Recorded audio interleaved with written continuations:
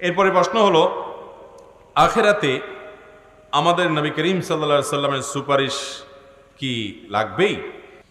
ভাই, নবী করিম সাল্লাল্লাহু আলাইহি সাল্লামের সুপারিশ ছাড়া আমাদের উপায় কি আছে বলেন?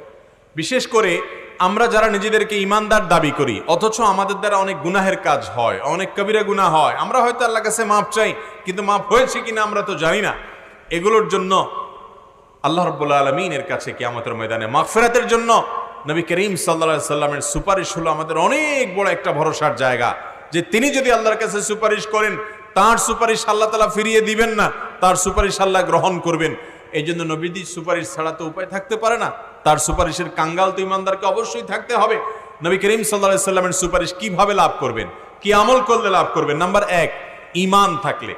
আপনার ভিতরে যদি ঈমান থাকে, আপনার ঈমানটা যদি সহি হয়, বিশুদ্ধ হয়, তাওহীদটা যদি মজবুত হয়, তাহলে নবী করিম সাল্লাল্লাহু আলাইহি সাল্লামের ভাষ্য মোতাবেক আসআদুন নাস বিশাফাআতি ইয়াউমাল কিয়ামা মান ক্বালা লা ইলাহা ইল্লাল্লাহ, যে অন্তর থেকে লা ইলাহা ইল্লাল্লাহ তাওহীদের সাক্ষ্য দিবে, এই ব্যক্তি কিয়ামতের ময়দানে নবীজির সুপারিশ পাওয়ার উপযুক্ত হবে ইনশাআল্লাহ।